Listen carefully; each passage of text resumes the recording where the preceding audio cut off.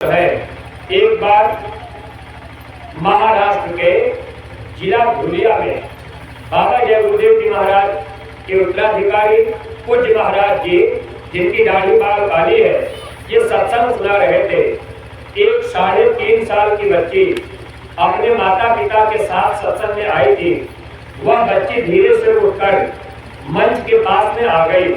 महाराज जी बैठे सत्संग सुना रहे। वह बच्ची महाराज जी की काली दाढ़ी में अपनी हाथ ऐसे लगाई और वो अपनी भाषा में बोली, "तू बोलू न का, तुम्ही च बाबा जिया है, झूठ मत बोलो, तुम ही बाबा जी हो।" महाराज जी ऐसे बच्ची को इशारा कर दिए। वह बच्ची जाकर के फिर चुपचाप सत्संग में बैठ गई। सत्संगी प्रेमी भाई बहनों, आप भी कभी भूल भ्रम में मत आइएगा। एक बात मैं इसलिए आपसे कह रहा, क्योंकि जब भगवान कृष्ण आए तो 5 पांडवों को साथ में लिए और दुर्योधन से उन्होंने 5 गांव मांगा था, लेकिन दुर्योधन 5 गांव देने के लिए तैयार नहीं हुआ। हमारे गुरु महाराज ने आज लोगों से क्या मांगा है? हमारे गुरु महाराज ने बस इतना प्रार्थना किया है, हाथ जोड़कर बिना हमारी हो जाए सब शाकाहारी। बाबा जय गुरुदेव जी महाराज ने सबसे हाथ जोड़ करके एक बात मांग लिया, हे इंसान, आपको ये मानव जन्म मिला है, आपको ये ऐसा नशा मत करना जिससे बुद्धि पागल हो जाए। माँ बहन बहू बेटी की पहचान नशे में खत्म हो जाती है और किसी बेजुबान जानवर की गर्दन काट कर आप मनुष्य मंदिर में मत डालना। यही बात हमारे गुरु महाराज ने मांग लिया। गुरु महाराज ने कह दिया और स्वामी जी महाराज हम सत्संगी प्रेमियों को ये जाके पहनाए और गुरु महाराज ने कहा, है बच्चा, मेरा संदेश गांव गांव गली गली जन जन तक पहुंचा देना। क्यों पहुंचा देना? ताकि हम लोगों को कोई कर्म दोष न लगे। जब भगवान कृष्ण के साथ 5 पांडव परिवर्तन के काम में मदद किए तो उनको कर्म दोष लगा। कर्म दोष क्यों लगा? उस समय मारपीट के द्वारा तलवार चलाकर, तीर चलाकर, गदा चलाकर लोगों को मारा गया। तो मार काट के द्वारा परिवर्तन द्वापर में हुआ। तब पांडवों को कर्म दोष लगा। उनको हिमालय पर्वत पर, वहां पहाड़ों में जहां पत्थर बर्फीले थे, वहां उसी पत्थर में बर्फ में जाके गलना पड़ा। अब प्रेमी भाई बहनों, हम सत्संगी प्रेमियों को गुरु महाराज ने कहा, बच्चा, भगवान कृष्ण 5 पांडवों को लेकर के परिवर्तन कराए। आप लोग मेरे पास इतने हो, हम आप लोगों के द्वारा इस धरती पे परिवर्तन करा देंगे। अगर आप निमित्त मात्र खड़े हो जाओगे तो आपका इतिहास के पन्नों में नाम होगा और आपका काम भी होगा। लेकिन हम लोग क्या आज खड़े हो पाए? महाराज जी ने क्या कहा था कि प्रत्येक सत्संगी प्रेमी भाई बहन एक एक गांव गोद ले लें और गांव गांव में जाकर गुरु महाराज का संदेश घर घर तक जन जन तक पहुंचा दें। सत्संगी प्रेमी भाई बहनों, अगर आज हम आप महात्मा की बात समय पर नहीं मानेंगे तो नुकसान हमारा आपका होगा। नुकसान क्या होगा? जब आगे परिवर्तन होगा तो कर्मानुसार तलवार चलेगी। अगर कर्म हमारा खराब होगा, तलवार मेरे गर्दन पे पड़ेगी। कर्म आपका खराब होगा, तलवार आपके गर्दन पे पड़ेगी। अगर आज हम आप इस संसार में रहते हैं तो अच्छा और बुरा कर्म हम लोगों से बनता है। न चाहते हुए भी कर्म बन जाता है। जैसे आप रास्ता पकड़ के जा रहे, कोई माँ बहन उधर से आ रही, आपने अपनी आंखों से एक बार देख लिया, आपके अंदर कोई अच्छा बुरा विचार आ गया या आपने कुछ अच्छा बुरा बोल दिया, ये कर्म आपका बन गया। यह कर्म का फल आपको भोगना पड़ेगा। लेकिन अपने भाई बहनों, अगर महात्मा के काम में हम आप लग गए, धर्म का संदेश देने में लग गए और जो बुरे कर्म है उनसे हम आप बचने की कोशिश करने लगे, तो महात्मा हमको आपको, वक्त आएगा जब परिवर्तन का, तो महात्मा हमको आपको बचा लेंगे। अगर हम लोग महात्मा की बात को नहीं मानेंगे तो कर्मों का फल हम लोगों को भी भोगना पड़ेगा। सत्संगी प्रेमी भाई बहनों, हमारी आपकी जिम्मेदारी है, एक एक गांव हम सब लोग गोद ले लें। हर गांव ब्लॉक के जितने सत्संगी प्रेमी भाई बहन अब आप इस पर अच्छी तरह से विचार कर लीजिएगा। अगर आप अपने को परिवर्तन का सिपाही मान रहे तो जो परिवर्तन का इशारा गुरु महाराज ने किया कि परिवर्तन गांव से होगा, इसीलिए महाराज जी ने एक गांव गोद लेने के लिए कहा। जब हम आप एक गांव गोद ले लेंगे, परिवर्तन गांव से होगा, तो हमारा आपका इतिहास बन जाएगा कि फला आदमी ने फला गांव गोद दिया है, और उस गांव में जाकर हम लोग अपने गुरु महाराज की बात बता देते। अच्छा, कितने सत्संगियों ने अभी तक गांव गोद लिया है? ऐसे प्रेमी थोड़ा हाथ उठावे जिन लोगों ने गांव गोद दिया है। आप प्रेमी भाई बहनों, अब गांव गोद लेने में अब आप देख लीजिए, संख्या आपको दिखाई दे रही, कुल मिला करके 5-6 लोगों का हाथ उठ पा रहा।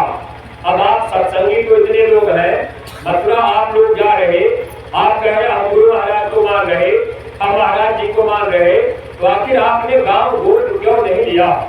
अगर आपके मन में शंका हो कि भाई गुरु महाराज ने नहीं कहा, ये तो महाराज जी ने कहा है, तो स्वामी जी महाराज ने कहा था मेरा संदेश जन जन तक पहुंचा देना।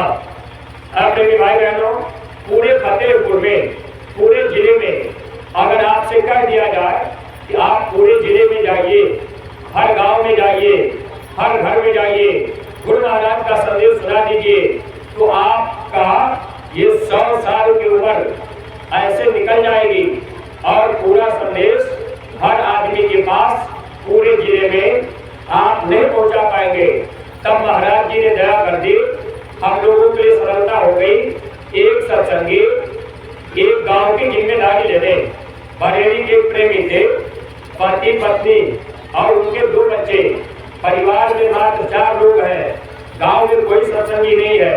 एक बार वो भाई हमसे कहने लगे कि भैया हमने 4 गांव गोद दिया है, एक अपने नाम पर, एक पत्नी के नाम का, एक बच्चे के नाम का, एक बच्ची के नाम का।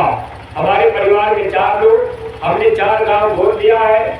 अब वो प्राइवेट ड्यूटी करते हैं, बताने लगे सप्ताह में मैं तो ड्यूटी करता हूँ, रविवार को छुट्टी होती है, बस मोटरसाइकिल पर पत्नी को बैठा लिए, दोनों बच्चों को बैठा लिए, जिस गांव को गोद दिए हैं वहां चले जाते हैं, गाड़ी खड़ी कर देते हैं और लोगों के घर में जाकर गुरु महाराज की बात बता देते हैं।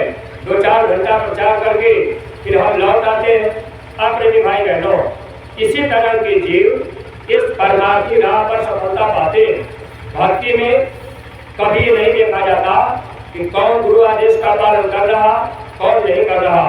भक्ति में केवल अपने को देखा जाता है, हम अपने गुरु की बात मान रहे या नहीं मान रहे। तो सत्संगी प्रेमी भाई बहनों, आप भी एक गांव गोद दीजिए और गांव-गांव में जाया करिए। आपको बताना क्या है? पहली बात आपको ये बता देना है, जय गुरुदेव नाम प्रभु का ये समय का जगाया हुआ नाम है। यह नाम मुसीबत में काम आएगा। जैसे द्वापर में द्रौपदी की साड़ी खींची जा रही, 5 पति बैठे रहे, द्रौपदी ने उस समय राम का नाम लेकर के नहीं बुलाया। द्रौपदी ने क्या कहा?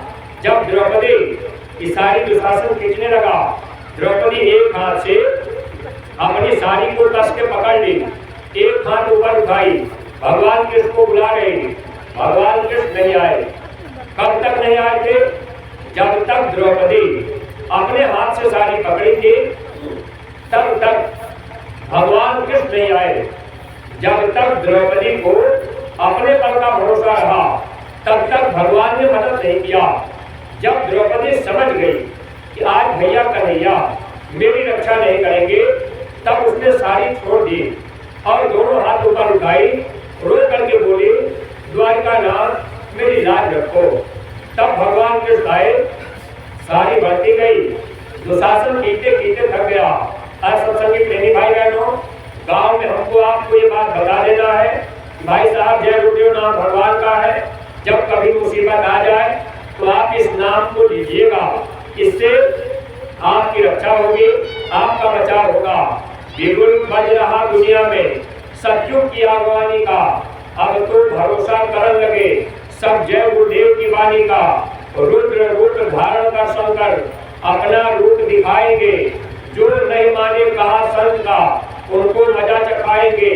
काल चक्र का जोर बढ़ेगा, नभ मंडल तक छाएगा, सभी जगत में शोर बचेंगे, जग मानव घबराएगा। कृष्ण कन्हैया ईश्वर अल्लाह राम राम चिल्लाएगा, कोई काम नहीं आएगा, जय गुरुदेव ही रक्षक होंगे इस धरती पे प्राणी का। सत्संगी प्रेमी भाई बहनों, एक गांव गोद लेकर गांव में जाकर ये बात तो हम बता देते कि भाई साहब, मुसीबत में यह जय गुरुदेव नाम आपके काम आएगा, क्योंकि ये प्रभु का समय का जगाया हुआ नाम है। तो गांव के प्रेमी भाई बहनों, आप जय गुरुदेव नाम पर शंका मत कीजिएगा। भगवान का नाम समय समय पर बदलता है। जब जब इस धरती पर शक्ति आती है, वह अपना संदेश लोगों को देने का प्रयास करती है। जब भगवान राम आए तो भगवान राम ने भी अपना संदेश दिया। जो संदेश आज बाबा जय गुरुदेव जी महाराज का हम प्रेमियों के द्वारा, पूज्य महाराज जी के द्वारा गांव गांव संदेश दिया जा रहा, ऐसा ही संदेश भगवान राम ने दिया। आपके रामायण में लिखा है, एक बार रघुनाथ बुलाए, गुरु द्विज पूर्ववासी सब आए, सुनहु सकल पुरजन मंबानी, कहूँ न कछु ममता उड़ानी। भगवान राम ने क्या काम किया? एक बार पूरे अयोध्या वासियों को बुला लिए। भगवान राम बोले कि देखो भाई, सब लोग मेरी बात ध्यान से सुनो। भगवान राम ने कहा कि सोई सेवक प्रियतम मम सोई, मम अनुशासन माने जोई। वही सेवक मुझे प्रिय होगा जो मेरी बात को माने। अब प्रेमी भाई बहनों, गुरु महाराज के हम आप प्रिय कब बनेंगे? जब गुरु की बात मानेंगे। राम के भक्त जो अपने को कह रहे, अगर आप राम की बात मानेंगे तो आप राम के लिए प्रिय होंगे। लेकिन विचार कीजिएगा कि भगवान राम ने संदेश क्या दिया था? बड़े भाग्यवान उस्तन पावा, सुर दुर्लभ सदग्रंथ गावा, साधन धाम मोक्ष कर द्वारा, पाई निधि पर लोक सवारा। भगवान राम ने अयोध्या वासियों को एक लाइन में बताया, ये अयोध्या वासियों, यह मनुष्य शरीर पाने के लिए देवी देवता तरस रहे। मनुष्य शरीर के अंदर मोक्ष मुक्ति का दरवाजा है। तो गांव के प्रेमी भाई बहनों, आपके नजदीक में कोई महात्मा मिले तो आप उनसे पूछिए कि महाराज एक बात हमको बता दीजिए कि मनुष्य शरीर के अंदर ऐसा दरवाजा है जिस दरवाजे के द्वारा परलोक जीते जी जाया जाता है, वह मोक्ष मुक्ति का दरवाजा। वो दरवाजा कहाँ है, कैसे खुलेगा, कैसे बंद हो गया, महाराज हमको बता दीजिए। अगर कोई महात्मा आपके नजदीक मिल जाए तो आप उनके पास चले जाइए। नहीं तो गांव के प्रेमी भाई बहनों, 17 मई से 21 मई 5 दिन का कार्यक्रम मथुरा में होने जा रहा। अगर आप एक बार मथुरा पहुंच जाएंगे तो वक्त के महापुरुष जिनकी दाढ़ी बाल काली है, वो आपको यह भेद बता देंगे। मनुष्य शरीर के अंदर ऐसा दरवाजा है जिसे मोक्ष मुक्ति का दरवाजा कहते हैं, जिसे थर्ड आई, ज्ञान चक्षु, शिव नेत्र, या उसे मुसलमान भाइयों ने नुक्ता सफेदा कहा और गोस्वामी जी महाराज ने उसे 10वां दरवाजा कहा। मनुष्य के मरने के बाद अगर आप 10वां कर देंगे तो उससे जीवात्मा का कल्याण नहीं होगा। ऐसे महात्मा इस धरती पर मौजूद है जो महात्मा जीते जी 10वां दरवाजा खुलने का भेद बता देंगे। अगर वो दरवाजा खुल जाएगा तब ये जीवात्मा शब्द की डोरी पकड़कर जीते जी परमात्मा के पास जा सकती है। यह रास्ता मनुष्य शरीर के अंदर है। भगवान राम अयोध्या वासियों को बता रहे, हे अयोध्या वासियों, आप मेरी बात ध्यान से सुन लो। अगर आप जीते जी परलोक नहीं जा पाए तो फिर आपकी गति क्या होगी?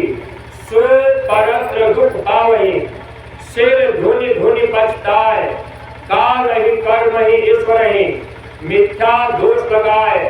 जो लोग यह मानव शरीर पाकर जीते जी परलोक नहीं गए, सो परत्र दुख पावहि।